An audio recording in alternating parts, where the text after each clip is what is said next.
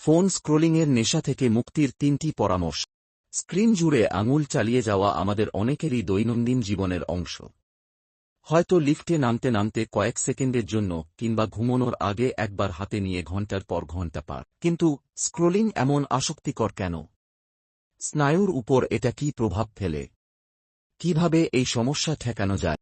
Leeds Beckett ইউনিভার্সিটির psychology বিভাগের senior lecturer এইলিশ ডিউকের মতে, প্রথমে যেটা বুঝতে হবে, ফোন হাতে নিয়ে স্ক্রিন অন করা, তারপর স্ক্রোলিং চালিয়ে যাওয়া স্বয়ংক্রিয়ভাবে একের পর এক ঘটে যায়। আমরা ব্যাপারটা টেরও পাই না, কারণ অনেক দিন ধরে এই অভ্যাসটা গড়ে উঠেছে। এটা অনেকটা বাড়ি থেকে বের হওয়ার সময় দরজা বন্ধ করার মতো। কয়েক বছর আগে আমরা একটা গবেষণা চালিয়েছিলাম। এতে অংশগ্রহণকারীদের ধারণা ছিল তারা প্রতি ৮ মিনিটে একবার করে তাদের ফোন চেক করেন। কিন্তু স্ক্রিন রেকর্ডিং ব্যবহার করার পর দেখা যায় আরও ঘন ঘন ফোন হাতে তুলে নেন তারা। স্ক্রিনের আলোটা জ্বলে ওঠার সাথে সাথেই সেল ফোন অ্যাপ্লিকেশনগুলোর অত্যাধুনিক ডিজাইন আর আমাদের মস্তিষ্কের মধ্যে একটা মেলবন্ধন রচিত হয় যেন, যা মস্তিষ্ককে সক্রিয় করে তোলে।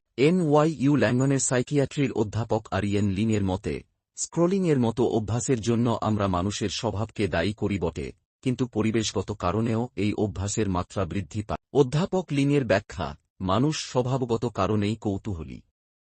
চারপাশে কি ঘটছে জানার আগ্রহ প্রবল তার। সেই কারণেই মানুষ খবর পড়ে, রাস্তায় দুর্ঘটনা দেখলে থামে। এটা বিবর্তনেরই অংশ, যার কারণে মানবজাতি টিকে আছে। আর সেল ফোন নির্মাণই করা হয়েছে এমনভাবে যেন আমাদের প্রয়োজনীয় সব তথ্য নিরবচ্ছিন্নভাবে সরবরাহ করে যেতে পারে। It's a perfect marriage.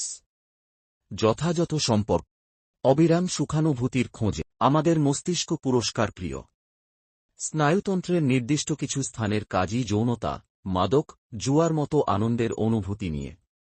একবার তেমন সুখানুভূতি পেলে বারবার মস্তিষ্ক এটা পেতে চায়। আমরা যদি কিছু সত্যিই উপভোগ করে থাকি, আমাদের মস্তিষ্ক সেই অভিনব অনুভূতিটা চায়, সেই সুখের অনুভূতি চায়, ব্যাখ্যা করছিলেন অধ্যাপক ডিউ। এটি মস্তিষ্কের রিওয়ার্ড সিস্টেম, পুরস্কার ব্যবস্থা নামে পরিচিত।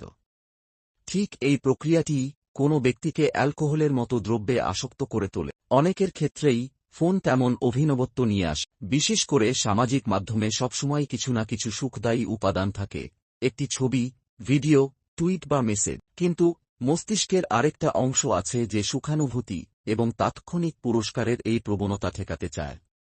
সামনের দিকের এই অংশের নাম প্রিফ্রন্টাল কর্টেক্স। এই অংশটি আবেগ প্রবণতাকে রুখে দিয়ে ভারসাম্যপূর্ণ সিদ্ধান্ত নেয়ায় ভূমিকা রাখে।